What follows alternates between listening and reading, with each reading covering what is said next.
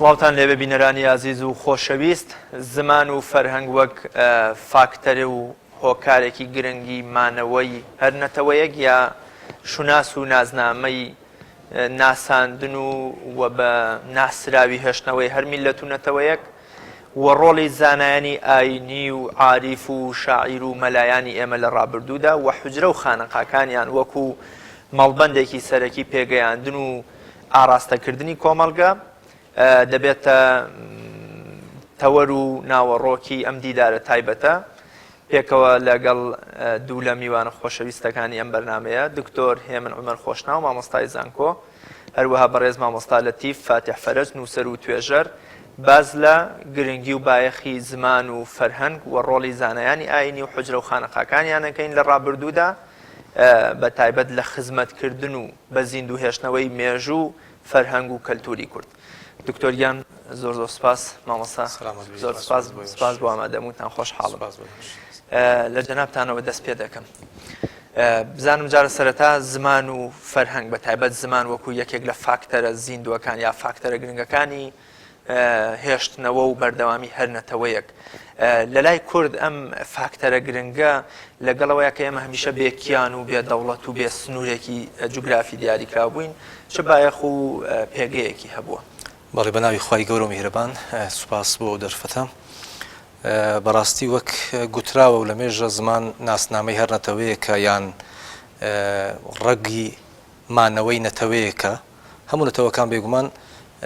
زمان وەک فاکتەرێکی گرنگ ئەبینن بۆ مانەوەی خۆیان. بە درێژایی مێژووی کوردیش ڕەنگە ئەگەر مبالەغە نەبێ بڵین مەدرسە و حوجرەکان هۆکارێکی گرنگ بوون بۆ مانەوەی زمانی کوردی، بە تایبەتیش گواستنەوەی لە دەمەوە بۆ دەم. هەموو ئەو دەرسانی ئەگەر نووسراویش نەبێ، ڕاستە نووسین هەوڵێک بووە بۆ پاراستنی زمان، بۆ پاراستنی ئاخافتن، بەڵام مەدرسەکانی کوردستانیان بە درێژایی ئەو ڕەوتی زانست لە کوردستان لە هەموو پارچەکان و بە هەموو دەڤۆکە جیاوازەکانی ڕۆڵەکی گرنگی هەبووە بۆ دەوڵەمەندکردنی زمان. ئەمە هەتا ئەگەر لە سەردەمی بابە تاهیر و دەست پێ بکەین هەتا ئێستا بە کۆمەڵک هەوراز و نیشەدا تێپەڕیە. هەوراز و نشێوی زمان لە سەردەمێکدا لە هەجەیەک حاکم بووە، لە سەردەمێکی دیکەدا لە هەجەی دیکە تا وای لێ هاتووە بۆ زەمانی ئێستا ئیدی لە هەجەکان بۆ دوو لە هەجەی سەرەکیدا زمان بۆ دوو لە هەجەی سەرەکیدا بەش بووە لە کوردیدا، ئەگەر هەجەکان دیکە نووسراویان کەم بوو بێ. ئێستا لە هەجەی کورمانجی ژوور لەگەڵ بەشەی ناوەڕاست کە پێ گوترێت سۆرانی تاڕاددەکی زۆر بە تایبەتی سۆرانی بە درێژایی 200 ساڵی ڕابردوو ڕۆڵەکی گەورەی دیتووە بۆ پاراستنی نەتەوە. مادەم کورد دەوڵەتی نەبوو بێ، مادەم کورد مەترسی خاکی هەبوو بێ، باشترین وەسیلە بۆ مانەوەی بریتی بۆ لە زمان. ئەگەر وڵاتانی دەوروبەر تەماشا بکەینێ ئەوەندەی کە کورد زمانی پارا و زمانی پاکە ینی پاکراوەتەوە لە زمانی بیانی، ئەوەندە وڵاتانی دەوروبەر یان زمانەکانی دەوروبەر وانین لەبەرچی لەبەرەوەی ئەوان خاوەنی قەوارەیەکن. ئەوەی لایەن گرنگە قەوارەکەیە زمانەکە ئەگەر فەرامۆشیش بکرێ یان ئەگەر تێکەڵ بێ لە وشەی بیانیش بۆوان کێشە نەبووە. بەڵام کورد هەر کاتێک کە مەترسی دروست بووە لەسەر قەوارەکەی، لەسەر بوونی، لەسەر مان و وجودەکەی، بێگومان باشترین چەک بۆ کورد بریتی بۆ لە زمانی بۆ ئەوەی لانی کەم خۆی ڕابگرێ. ئەگەر چی لە زەمەنی ئێستا بە تایبەتی سەدەی 21 کورد لە بەرامبەر هێرشێکی گەورەی پاکتاوکردنی زمانە، بە تایبەتیش لە دەوروبەر ئەو کوردەی کە لە نزیکە لە نەتەوەکانی دەوروبەری خۆی بە جۆرەی حکومڕانی سیاسی کورد زەرەرێکی زۆری دیتووە لە گلۆبالیزیشن یان جیهانگیری. ئەو جیهانگیریە وای کردیە کە بە شەکل لە مۆرچی ڕەسەنایەتی زمان بفەوتێ، کە بێگومان فۆلکلۆریش لەلایەکدا ڕۆڵەکی گەورەی دیتووە بۆ پاراستنی زمان. ئیدی ئەو ململانێ ئەو چێبەرچێ بەردەوامە بۆ ئەوەی کورد زمانی خۆی نەفەوتێنێ یان زمانەکەی نەفەوتێنرێ. ئەگەر بەو مانایە باسی بکەین ئەم هەوڵە هەر بەردەوامە ئیدی هەتا کەی ئەتوانێت بەڕەنگاری بیتەوە ئەوە زەمانەی سەلمێنێ. زۆر باشە مامۆستا، دووبارە زۆر بە خێراتن دەکەم. وەکو نالی ئەڵێ نالی ئەمڕۆ حاکمی سێ موڵکە و دیوانی هەیە. لە ڕابردوودا مەلاکانی ئێمە شێخانی تەریقەت شاعیر بوون، واتە وەکو جەنابی دکتۆر فەرمووی لە دەمەوە بۆ دەم یا لە دەمەوە بۆ نووسین بە شیعرەکانیان بەو ئەدەبیاتە دەوڵەمەندەی کە هەمان بووە زمانەکەیان پاراستووە. ئەنی یەکێکی وەکو دکتۆر کوردستان مکریانی دەڵێ حجرە بووە هۆی پێگەیاندنی کوردیزانێکی وەکو نالی. دکتۆر معرف خەزنەدار و نووسەرانی ترمان هەمیشە ئەم ڕۆڵە جوانە گەڕنەوە بۆ ئەو پیاوە هەڵکەوتوانەی ئێمە لە بەتایبەت لە سەدەی 1990. من پێم خۆشە باز لە ڕۆڵی ئەم منەوەرانەی کورد بکەین لە ڕابردوودا تا چەند بناغەیەکی وا پتەوی زمان و فەرهەنگیان بۆ ئێمە داڕشتووە کە ئەگەر ئێمە ئەم ڕۆژ نەتوانین دیواری لەسەر هەڵچنین بەڵام ئەگونجێ بۆ نەوەکانی داهاتوو بناخەکەمان هەر هەبێ و بناغەیەکی پتەویش بێ. هەڵبەت ئێمە لەبەرەوەی دەوڵەتمان نەبووە لەبەرەوەی نەتەوەیەکی بێ دەوڵەت بووینە کە دەوڵەتت نەبوو شاریشت نابێ وەک پێویست. ینی شارێکمان نەبوو بۆ نمونە تەمەنی 1000 ساڵ بێ مۆزەکانی پارێزراو بن دەستنووسەکانی پارێزراو بن ژیانی تا پارێزراو بێ ڕوبەڕووی پەلامار و جینۆساید و سرینۆ نەبووێتەوە نیمانشتی وامان نییە لە هەر چوار پارتیە کوردستان بەتایبەتی بە هەم لە 400-500 ساڵی سیراعی بینی یا ململانی بینی سەفەویەکان و عوسمانیەکانە هەم لە 100 ساڵ و 120 ساڵی ڕابردووشە کە ئێمە قوربانی بینی وڵاتانین و دەوڵەتە سیلێزەکان بەتایبەتی بەریتانی و فەڕەنسایماندا بەشکرد بەسەر ئەم چوار وڵاتێ لە پێشتری شاروا بووین بۆیە مشکلەی گەورەی ئێمە ئەوەی کە هێشتوونێتەوە ڕسوولی حەمزاتەوە قسەیەکی زۆر جوانیە بۆ داغستان لە داغستانی منە ئەڵێ کە پلێ پرسن ئێوە بۆ ئەم هەموو وشە جوانەتان هەیە مەسەن بۆ خۆشەویستی 20 وشە بۆ پیرۆزی 20 وشە بۆ ناوی ئاسمان مەسەن وشەتان زاراوەتان زۆرە بۆ ئەڵێ مەلایکەی زمان کە خوای گەورە ناردی بۆ دابەشکردنی زمان چۆن ناونێتەوە گەورەکانەوە زمانی داپیان و ئینگلیز دروست بوو عەرەب دروست بوو فارس دروست بوو ئەوانیکەن دەوڵەتیانە بوو فۆرمیانە بوو زمانی خۆیان ئەڵێ کە هاتە بان داغستان هەر چوار ماڵ و لە شیوێک و دۆڵێک و ئەوەیەکا بوو ئەڵێ تورەکەی سیر کرد کۆمەڵی وردە زمانی تیامەوە تورەکەی هەڕشت ئەم بارودۆخە بۆ ئێمەشە بێ زمانی ئێمە ڕاستە بۆ تەوەی پاراستنمان ڕاستە حجرەکانەوەی کە تۆ باست کرد پیاوانی ئاینی شاعیرەکانمان نووسەرەکان شاعیرەکانمان بە دەرەجەیەک چونکە ئێمە ئەوەی کە مەسەڵەن هێشتوونێتەوە لە ڕووی زمانەوە مەسەڵەن ئەوەی شاعیرەکانن هەرەوەی کە تۆ باسی نالیت کرد نالی ئەمڕۆ حاکمی فارس و کورد و عەرەب مەرسی بە دەفتەر کە تۆ نالی ئەمڕۆ حاکمی سێ مڵکە دیوانیە یان ئەحمەد موختار بەگی ئەحمەدی خانی لە سەرەتای باسی ئەو معاناتە کە ئەوان لە بەردەم هەڕەشەیان و دێمە موزینە کاتە بەهانە بۆی کە دەردی دڵی خۆی بکە و داخەڵق نەبێشتن کۆکرات بێ معریفەتن بێ سوبەنیات ئەنواع ملەر خوددان کردێ بن کرمانتەنێت بێ حسێ بن تا دوایی کە من ئەو وردەکاری بەرحاڵ ئەو زمان بۆتە هۆی مانەوەی نەتەوە لای ئێمە و هۆکارەکەشی شاخ هەرچەنە لە هەندێک ڕۆ زیانی گەورەی بێمێگەیانەوە چیا بوونی چیا یعنی نەهێشتۆ نەتەوە دروست بێوەک نەتەوە پارچەی کردوین هۆزی کردوین دابراوی کردوین ڕێکی نەخستوینەتەوە و دژمنەکانیش ڕۆ سوودیان لەمە بینیوە شاخەکانی خۆمانیان کردو بە سنوور بە تخوب لە بینی ئێمەیە بەڵام شاخ ڕۆڵی گەورەشی بینەوە لەمانەوەمە هەنی شاخ هەم ئێمە هێشتۆتەوە هەم هۆکاری پێکەوە نەبوونیشمان بووە هەرچەنە ئێمە بەردەوامەڵین چیاکان تەنیا دۆستمان و خەڵکی جوواڵێ بەڵام نا چیاکان زەربەرشیان نەداوین بەڵام لە ڕووی پاراستنی زمانە چیاکان وەکو حجرەکان وەکو شاعرەکان ڕۆڵێکیان بینیوە لە پاراستنی زمانمانە بەڵام نەیانتوانی وەکۆی کە بەریتانیا دێن زمانیەکە خەن و فەرهەنگ دروستەکەنەوە یا ئەڵمانیا هەیەیانە و یا وڵات عەرەب هەیەی مەسەلەن زمان جگە لە قورئانی پیرۆز دنیایە کتێب و سەرچاو و فەرهەنگەیە بۆ یەکخستنی زمان بەڵام ئێمە ئەممان نەبووە لەبەرەوەی گوتم دەوڵەتمان نەبووە شارمان نەبووە کە تۆ شار و دەوڵەت نەبوو زمان دروست نابێ بە ئاسانی بەڵام چاوقایمی نەتەوەی کورد پێداگری لەسەرمانەوە وای کردووە تەنان ئێستا دەم چرکەساتەیە کە قساکەین جگەلەوەی کە ئێمە زازاچیمان هەیە جگەلەوەی کە هۆرامیمان هەیە جگەلەوەی کە نوڕیمان هەیە جگە لە زاراوە سەرشکانی وەکو سۆرانی و کرمانجیش باڵین بادینانی کامانە جگە لە هەموو ئەمانە ئێمە لە هەندێک شۆرە دیوینە زمانی تایبەتی خۆمانەیە من زۆر جار سێرم پێ لەم منتیقی چەمچەماڵی کە ئێستەمە لێرە قسەی تیاکەین دێگە نزیکە لە کۆناوی تورکمان باخە زمانی تایبەتی خۆیانەیە و شوێنی تریش هەیە زاراوەی سێرسێ هەیە من هەموو جارانم زمانی کوردیەگەر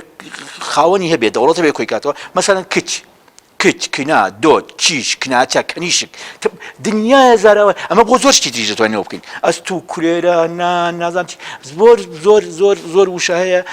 لە شوێنێک بۆ شوێنێ ئەگۆڕێ لە ناوچەی بۆ ناوچەی گۆرێ کە ئەمە دەوڵەمەنیە نەکەین بۆ بۆیە باوەڕی من زمانی کوردی تەحەدایەک یا ئەلەنگاریەکی گەورەی کردووە لە مێژووە بۆمانەوە تا ئێستش ئەوەی کە مای خۆشببختی ئێمە وەکو ئینسانی کوردوەکوانی کە قساکەینەوە بە کوردی تا جگەرەوە ئێمە زانکۆمان زۆر تەمەنی زانکۆمان زۆر تازەیە لە کۆتایی شەسەکانەوە دەست پێکات تەمەنی زانکۆ لای ئێمە بەڵام باڵێن زانکۆی کوردیەوەی پێگەر سلێمانی بە زانکۆ بۆ حساب بکەین کە یەکەمی زانکۆ بێ بەڵام لەگەڵ ئەوەیشە ئێمە ماڵەکانمان پیرێژنەکانمان پیرەمێردەکانمان زانکۆی ئێمە بوونە بۆ پاراستنی زمان بەداخەوە لە ئەنفالە ئێستا من هەموو جارێڵێم لە ئەنفالە ئێمە زۆر شتمان لەدەستداوە مەسەڵەن یەکێک لەو شتانی کە لەدەستمانداوە خەریکە زاراوەیەکی زۆر لەدەستدین ئەوەی لە قۆناغی دەربەگایەتی یاقی فیوداڵیا زاراوەی زۆر زۆرە بۆ خەریکی سامانە بەکار نایێنین دەبێت فەرهەنگێک بێمەوە کۆکاتەوە هەندێک جار دەمەزەر دیکەیتەوە بۆ بواری تر بەکاری بێنی بۆ نمونە بایکۆت ینی ئەوە هینکردن خەتەکردن یا ڕاوەستان ئێمە داکێڵمانەیە وشەیەکە لە سەردەمی فیوداڵیا هەبووە ئێمە بەکاری ناین لە دایکۆت زۆر جوانترە وشەکە زۆر جوانترە بۆیە ئەکرێت لەوەش سوود ببینین و ئەشکرێ لە جارێتری ئێمە بگەڕێنەوە بۆ ئەو وەگوتم ئەو فەرهەنگەی کە لە دێیەکان هەیە کە وشەکانی پاراست و ئەمانە بێنینەوە ئێمە لە ئەنفالە بۆ نمونە دێیەک بێنین ئێستا بۆ نمونە جەلەمۆرد بێنین کە زۆرترین ئەنفالیەیە جەلەمۆرد شیوەکانی چەمەکانی دۆڵەکانی گردەکانی هەمووی ناوی هەیە ئێستا دوای 15 ساڵی تر کە جیلە کۆنەکە نامێنێ کەس نازانێ ناوەکان چی بۆ کەس ناوی گوڵ ناوی دەوەن ناوی دار ناوی درەخت ناوی ئەو هەموو تەیر و توڵی مەسەن ئێمە هەندێک ماینە شێخانە و نازانم چیسە مناڵ نازانێمانێت دەبێت ڕوونکردنەوەی بۆ بدەیت بۆیە باوەڕی من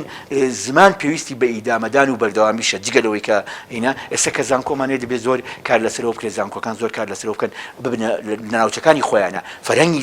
زاراوەکان دروستکەن لە مەهاباد بنەماڵەیەگەن خۆی و خێزانەکەی دوو کەسن ئیشێکی زۆر گەوریان کردووە بۆ جلیوبەرگی ژنان بۆ خشڵ و ئەوانەیە کرێتە قەدا بۆ لوتەوانە و نازانم نقێم و چی بۆ هەموو ئەمانە فەرهەنگی تایبەتیان داناوە دێمە وڵات دکتۆر ئەو عاریف و شاعیر و مەلایانەی کە باسمان کردن بۆ نمونە مەحوێڵێ گەدایەکی وەکو گەدایەکی کورد وەکو مەحوێڵێ میسالی پادشاهی فورسە ساحێبی دیوان ینی کەس بە ئەلفازم نەڵێ خۆ کوردیە خۆ کردیە خانای قوبادی دەڵێ هەرچەند مەواچان فارسی شەکەرن کوردی جە شەکر بەڵشیرین تەرەن تا ئەگاتەوەی کە حاجی قادری کۆی ئەوەندە ئیتر لەم داکۆکی کردن و پارێزگاریە لە زمانە گومانە خاتە سەر شەرعەتی مناڵێک کە بە زمانی بابی قسە نەکە یعنی تا ئەوەی تر تەواو تووڕە و ناومێدە مەبەسمێ ئەم هەموو داکۆکی ئەم هەموو بەرگریکردنە لە زمان لە زار و شعری شاعیرانی ئێمە بەتایبەت حاجی قادر و مەحوی و نالی و خانای قوبادی ئەوانی دیکەوە لە چیەوە سەرچاوی تۆ ئایا هەستیان بەو مەترسیە کردو کە ئێمە ئەمڕۆ تێکەوتونی خەریکە زمانەکەمان وەکو جەنای مامۆستا فەرمووی کە نەوەی تازە ئەوەندەی شانازی بە فێربوونی ئینگلیزی و زمانی تورکی و فارسی و عەرەبیەوە دەکا ئەسڵەن هەر لەوەجێ نەزانێت کوردی چییە و چۆن ئەنووسرێ و چۆن فێریە بێ ئەم پێم وایە ڕەگ و ڕشێکی دوورتری هەیەەوە ئەوە ئێستا کە باس لە فێربوونی زمانی ئینگلیزی زۆرێک لە هەستی خۆ بە کەمزانینە ئەگەر بە وردی تەماشای بکەنی ڕەنگە ئەگەر توێژەران بە وردی لەسەر کەسایەتی کورد لێ کۆڕینەوە بکەن من گومانم هەیە لەوەی کورد هەتا ئێستا مقەویمات و پێکهاتەیەکی نەتەوەیەکی تەواوی هەبێ ئەگەر بە چاویلکە ئێستا تەماشای بکەیت لەبەرچی بە هەندێک بەڵگە بێنینەوە لە بەرامبەر ئەوەی کە نالیان مەحویان خانای قوبادی مەدحی زمانەکە دەبێت بزانین داخۆ ئایا لە چ واقعێک ئەو مەدح باسەکە دەبێت بربەست هەبوو بێ دەبێت ئاستەنجی زۆر گەورە هەبوو بن ئەگەر ئەو ئاستەنگانە بگەڕین و بۆ سەردەمی ئەحمەدی خانی بە ئاشکرا بانگەشەی ئەوەیە کە دەڵێ بازاری کوردی بازارەشی کەسادە بازارێکی قیمەتی بۆ داناندری خەڵک پێشوازی لێ ناکە ئەو پێشوازی لێ نەکردنەی خەڵک لە زمان ئەو بە ئاسانی تەسلیم بوون بۆ زمانەکانی دیکە چ تورکیە چ فارسیە چ عەرەبیە ڕەگ و ڕشێکی زۆر درێژی هەیە با بەڵگەیەکی دیکە بێنینەوە مەسەلەی درەنگ پەیدابوونی پەخشان لە کوردی مەسەلەشی عەقلیە ینی مەسەلەیەکە پەیوەندی بە پێشکەوتنی فکری ئینسان هەیە بۆ بە درێژایی 10 سەدە نزیکەی 1000 ساڵ شعر مەیدانەکە بۆ خۆیەگری بۆ پەخشان درەنگ پێیابی پەخشان لەناو هەموو میلەتێکدا کە پەیدا بێ مەسەلە فکرە مەسەلە پەیدابوونی فکرە بۆ بە درەنگەوە پێشوازی لە پەخشانەکرێ بۆ شاعیرانی کورد بە بڤەوە تەماشای پەخشانەکەن لە بەرەوەی فکر لەوێ دروستە بێ ینی زۆر بە زەحمەت ئینسان ئەتوانێت پەخشان بنووسێ بۆ بیدایەت بۆ دەستپێکی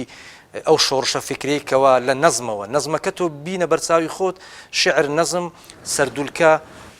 لایلایە گۆرانی گوتن فۆلکلۆر ئەوان هەمووی نەزمە ئەوانە لای هەندێک لە طبیعەتی خەڵک وەکو زمان تەماشا ناکرێت وەکو بەشێک لە طبیعەت تەماشاکرێت وەکو بەشێک لە کولتور بەڵام لەکوێ ئەو زمانە جێگای خۆیە گرێ و لە بەرامبەر زمانەکانی دیکە ڕائەوەستی لە پەخشانە لەبەرچی لەبەرەوەی پێشتر عولەمای کورد عاریفی کورد زانای کورد پەخشانە خوێنیتەوە دەرسی پەخشان نەڵێتەوە بەڵام بەچی بە زمانی دیکە بە زمانی دیکە بەڵام بە پەخشان دەیڵێ جورئەتی ئەوە نایەتەکایەوە کە بنووسێ مادەم جورئەتی ئەوە نێتەکایەوە مەولەنا خالیدی نەقشبەندی دێ لە 1970 عەقیدەنامێک بە پەخشان نووسی شێخ حوسێنی قازی دێ مەولودنامەیەکە نووسی پێش ئەو لە سەردەمی ئەلێکسەندەر ژابە بە عەقڵێتەکی پێشکەوتون خوازانەوە دێ داوا لە مەلا محمودی بایازی دەکەن کە جۆرێک لەو گوتنانەی کە ئێمە بە قسە ئەیکەین ئەگەر بێن بینوسینەوە پەخشانە ئەوانە بنووسەوە بۆیە لای ئەو شتێشی لای ئەو دیوانی مەلای جەزیری گرنگترە لای ئەو مەموزینی ئەحمەدی خانی گرنگترە بۆ مەموزینی ئەحمەدی خانی بە پەخشان نانووسێتەوە بۆ دێ بە نەزمە نووسێتەوە بۆ یوسف و زولێخا بۆ شیرین و خوسرەوی خانای قوبادی شیرین و فەرهاد بۆ ئەوانە بە نەزمە نووسێنەوە دەلالەتی ئەوەیە کە کورد کۆمەلگای کوردی دەرفەتی پێشکەوتنی نەبووە دەمەوەی خاڵەکی دیکە ئیزافە بکەم وەکو مامۆستا باسی کرد مەسەلەی شار گرنگێکی زۆری هەبووە کە کورد شاری نەبووە هەتا ئێستاشی لەگەڵ دابی ئەو شار بە معنای ئەوەی شاری مقەویماتی شار وەکو چۆن ئەستەمبۆل ئەو شارە بووە وەکو چۆن قاهیرە شار بووە وەکو چۆن بەغدا لە سەردەمی هاڕون ڕەشیدەوە مقەویماتی شاری هەبووە کورد هیچ شارێکی تۆ تەماشای هەولێر بکە هەولێر قەڵای هەبووە کۆیە لە هەولێر پێشکەوتوتر بووە سەردەمی عوسمانیەکاندا سلێمانی شار بووە بە 200 ساڵی ڕابردوو دەستی پێ کردووە یعنی کورد لە بارودۆخێکی خێڵەکی لە بارودۆخێکی دژبەری زانست دژبەری علم ئەگەر وادا بڵین تۆ وا حساب مەکە لە گوندێک لە قەرەداغا لە شوێنێکی دیکە نخبەیەکی عولەما هەیە کە بە نانی ڕق ژیاوە و دەرکراوە بە حاجی قادر بۆ دەڕوە ئەگەر حاجی قادر کۆی بە شاری خۆی زانی بە ئەگەر مقەویماتی شار لەوێ هەبوو بە بۆ ئەڕۆیشت بە هەندێک فراوانتری بکەین خەڵکی ئێمە وا ئەزانێ حاجی قادر لەبەر زوڵم و زۆری عوسمانیەکان بۆ نمونە ڕۆیشتێ باشە چۆتە ئەستەمبۆل نالی دەڵێن لەبەر زوڵمی عوسمانیەکان لە سلێمانی ڕۆیشتێ باشە نالی چۆتە مەکە سەر بە عوسمانیەکان بووە نالی چۆتە ئەستەمبۆل مرکزی عوسمانیەکان بووە نالی چۆتە حەلەب و دیمەشق مرکزی عوسمانیەکان بووە بۆ لەوێ قەدریە گیرێ لە ناو بازاری کورد قەدری ناگیرێ زمان لای کورد کەساد بووە زمانێکی بێڕەواج بووە زمانێک بە بۆیە حاجی قادر و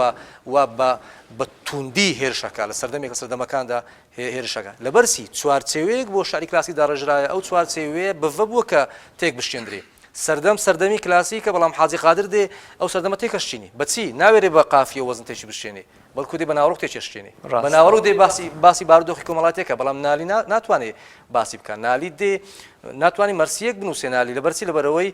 جەوە کلاسیکیەکە ڕاستە پێشکەوتنێکی باشی بەخۆیوە دیتووە نالی هاتووە لە شعری گۆرانیەوە دێ زمان ئەکاتە شعری عروزی بەڵام هەر بە تەقلیدی شوێ هەر بە تەقلیدی فارس هەر بە تەقلیدی تورک هەر بە تەقلیدی عەرەب بۆ نمونە یعنی ئەو چوارچیوە بڤەیەک بووە بۆ پەخشان نووسین زۆر بە زەحمەت بووە هەتا بۆ خۆی ئیبن الحاج لە مادینامەکەیدا من بە زمانی نافەسیح دەڵێ شەرمەکە بڵێ زمانێکی فەسیح یعنی دەڵێ من ئەوەم نووسیوە بە زمانێکی نافەسیح کە زمانی کوردیە یعنی جۆرێک هەتا تەنانەت لە ناو فەقیان و لە ناو مەدرسەکانیشدا جۆرێک لە هەیمەنە و هەژمونێک زاڵ بووە هی زمانەکانی دیکە بۆ نمونە تورکی هونەرە و فارسی جەوهەرە و ئەگەر وا بێ عەرەبی نازانم چێ و پاشان کوردی بە پیسایی کەر حساب کراوە بۆ ئەوەی لای خەڵک وانی شامدەن لە دەسەڵاتەکاندا هەیە لای خەڵک وا پیشاندەن زمانی کوردی هی ئەوە نییە بۆ نمونە گرنج پێ بدرێ بەڵام لە پاڵەوەشدا کۆمەڵێک منەویرمان هەر هەبوونە کۆمەڵێک کەسی ڕۆشنگەرمان هەر هەبوونە کە بتوانن ئەو هەنگاوە باوێن زۆریشکەم پێویستی بە شۆڵێکی بەلاغەتی کوردی بە فارسی ناگەوەکو حاجیە فەرمێ ئەو تەحەداکە کە بەڵکو لە فارسیش زۆر بەڵام لەکوێ تەحەداکە کێشەکە لەوەیە لە ناو خاچی کورد ناتوانێت ڕوا کە ئەبینی ڕۆژنامەیە کە ئەبینی ئەو ئەستەمبۆڵێکەوە حاجی قادر لەوەیە بێتە مامۆستای زمانی فارسی بۆ منە مامۆستای بەدرخانیەکان لە هەمان کاتدا ئەبێتە مامۆستای شاعیرە گەورەکانی تورک مەبەست لەوێ چییە ئەو دەرفەتە شارستانیەی کە لە ئەستەمبۆڵ ڕەخساوە لە ناو کورد نەڕەخساوە لە بەرسی لەبەرەوەی ئەو بۆ خۆی باس لە میرەکانی کوردەکە حاجی قادر لەو شعرەی گوتم بە بەختی خەواڵ و بە سەعتۆ بیخوا لە خەوڵسە زمانی بچینەوە ئەولا بە خەیاڵ ئەسێتەوە کۆیە لەوێ باسی ورد و درشتی شار و ورد و درشتی عشیرەتە کوردەکانەکە لەوێ دەردە دڵی خۆی باسەکە هەر بۆ خۆش دەبێت لەبەر ئێوە هەڵاتم لەبەر ینی هەم لەبەریان هەڵاتووە هەم بۆشیان نەگری ینی ئەو حالەتە ئەگەر کەسێک بێ لێکۆڵنەوەیەکی وردی سایکۆلۆجی کۆمەڵناسانەی لەسەر بکە بۆ پێکهاتەی کۆمەڵگەی کوردەواری کۆمەڵی کوردەواری ئەگاتە ئەو حەدەی کە تەنیا دوژمنانی کورد نەبوون کە ڕۆڵیان هەبووە لە پراوێز خستنی زمان بەڵکو میرەکانی کورد کام میر بۆ نمونە بە مقارنەیەک بکەین بەراوردێک بکەین بۆ نالی و شاعیرانی سلێمانی لە سەردەمی میرانی باباندا دەرفەتیان تۆ تاڕادەیەک بۆ لە ڕەخسێ پێشکەوتنێک بەخۆیەوە دەبینی بەڵام میرانی سۆران ئەو پێشکەوتنی نییە میدانی سۆران خەریکی شەڕ بووە و خەریکی بەدرێژایی عمری خۆیدا کەمتر ئەو بارە ڕۆشنبیری بەرچاو گرتووە لە بادینان تا ڕادەیەک مەدرسەی قوبەهان هەبووە کۆمەڵێک بابەتی گرنگی وروژاندیە ئیدی هەر میرەکتێک بە معنای فیدراالیەکی ئێستا بە معنای حکوومەتێکی ئێستا بووە چەند ئەو حکوومەتە عقلێکی ڕۆشنبیری هەبووە چەند ئەو حکوومەتە لەسەر خزمەتی زمان ڕاوەستاوە ئەوە شتێکی دیکەیە ینی با ئەمە بیبەستینەوە بە ڕەخنەش نەک هەر بە مەدەحکردن چونکە بەشێک لە شاعیرەکان معاناتی گەورەیان هەبووە لە بەرامبەر دەسەڵاتدارانی کورد بۆ زمان زۆر باشە مامۆستا لە پێشوە باست لە زانکۆکە کە پێویستە زانکۆ جڵەوی ئەم خزمەتە بگرێتە دەست ئایا بعد سەرتا بپرسم زانکۆ دەتوانێت ئەو ڕۆڵە گەشە جوانە پتەوە دەوڵەمەندەی کە حجرە و خانەقا و مزگەوتی ئەمە لە ڕابردوودا گێڕاوێتی ئێستا بۆ منە بێتەوە جانی زۆر جارێمە گلەی لە ڕۆڵی زانکۆکان دەکەین پێمان وایە شوێنی تا ڕادەیەک خۆنواندن و ڕواڵەتگەرایی و مۆدەگەرایی و ئەوەی کە تا ڕادەیەکتیایە غیابە هەر خودی زانستەکە خۆیەتی چجای ئەوەی کە بێت دیوارێک یان بۆنە بەردێکی زیاتر بخاتە سەر ئەو دیوارەی کە شاعیرانی ئێمە و زانایانی ئێمە لە ڕابردوودا بەتابەت لە فەرهەنگ و زمانە کردویانە زانکۆ چۆن ئەتوانێت بۆ منە ئەگەر هەرسێکمان گەشتینە و قەناعەتی کە بەڵێ زانکۆ دەتوانێت ڕۆڵی حجرە و خانەقاکانمان بۆ پڕ بکاتەوە و جڵەبی ئەوان بگرێتە دەست لەم مەیدانە چۆن ئەتوانێت خزمەت بکات ئەزانی ئوستادیان کە باسی زانکۆ کرێ باسی زانکۆ ناکرێەوەی کە لە کوردستانەیە باسی زانکۆ کرێ ئەوەی کە خەمی ئۆکسفۆردانەیە هەبێ کە خەمی سۆربۆنانەیە هەبێ خەمێکی هەبێ خەمی دروستکردنی نەتەوەی هەبێ پاراستنی زمانی بێ دروستکردنەوەی زمانی بێ فەرهەنگی زمانی ئێستا ئەو زمانی ئینگلیزی کە هەموو ساڵە وشەی تازاتێتە سەری ئێخۆ زانکۆ ڕۆڵی ینی مامۆستاکانی زانکۆ هەرچەنە ئەوەی کە بە دەرەجەیەک پێی هێستا خۆی مامۆستای جامیعە نەبوو بەڵام زمانزانێکی یەک دنیا زمانی زانی زانکۆی ئۆکسفۆرد ناچار بوو پشتی پێبەستێ و ناچاریش بوو سوود لە توانەکانی بینێ و لەگەڵ مامۆستاکانی زانکۆی ئەو دروستکەن کە ئێستا زمانە بە زمانێکە و نامرێ و کۆتایی نایە بەردەوامیش تازا بێتەوە بەردەوام وشەی تازێکی لای ئێمە ئەم زانکۆیە هێشتا دروست نەبوو زانکۆیە کە زمان پارێزی بکە زانکۆیە کە نەتەوە دروستکە و زانکۆیە کە بێت فەرهەنگی ئینسانی بوونەوەی وەگەوەی مەسەن دکتۆریش باسی حاجی قاری کرد کاکە حاجی قار کە ئێرە بەجێڵێ بۆ بەجێی نایڵێ کە ڕاکاوە ڕاستە بە دوای شارە ئاگەڕێ بە دوای شوێنێک ئاگەرە کە هەناسەی تیابە ئەسڵەن لەم دوایە باسی واکرێکە یەکێ لەوانەی کە بیرینەتەوەی لە ئەستەنبوڵ بیرینەتەوەی کوردی گەشە پێداوە و پەرەی پێداوە حاجی قار بووە ینی حاجی قار چوو بەدرخانەکان و مناڵەکانی بەدرخانەکان و ئەو کوردانەی کە لێ بوون جارێتر پیانی و خۆتان ئێوە کوردن و دەبێت کوردی بخوێن و کوردی بنووسن و فێری کوردی بنوانە کەواتە ئەم بارودۆخە حاجی قار خۆمۆستای زانکۆ نەبووە بەڵام بزانیوێتی کە دەبێت لە شارە نەتەوە دروست کرێت لە شارە بنیاد بندێ کێشەیەکی گەورە هەیە لە زمانی ئێمەیە کێشەیەکە کە لە زاری کرمانجی مامەند کەرکووکی بە کەرکووکی زادە شتێ نووسی بە وتارەکان و شەرەکانیشی لە وەڵامی کابرایە کە پێم وایە ئەفغانیە بە عەرەبی وتارێکی نووسیەوە لەسەر زمانی کوردی حەق نییە کوردەکان دوێ نییە یعنی 100 ساڵ نابێت کاکە پێ حەق نییە کورد بە کوردی بنووسێت بەوەی زمانی کوردی زمانێکە لاوەچیە و هینەیە زمانی عەرەبیە کە زمانی قورئانە و زمانی دینە و بەشێکی زۆریش لە ئەو ئەندێشەمەندانی ئێمە ئەوانەی کە بە ئەم باسی مامۆستا باسی بەخشانی کردو مەسەن پەخشان نووسینوانە بە عەرەبی کردویانە بە فارسی کردویان نەگەڕاونەوە بۆ کوردەکە چونکە جۆرێک لە شەرمە بۆ بۆی یعنی هێشتا نەگەیشتۆتە ئەوەی کە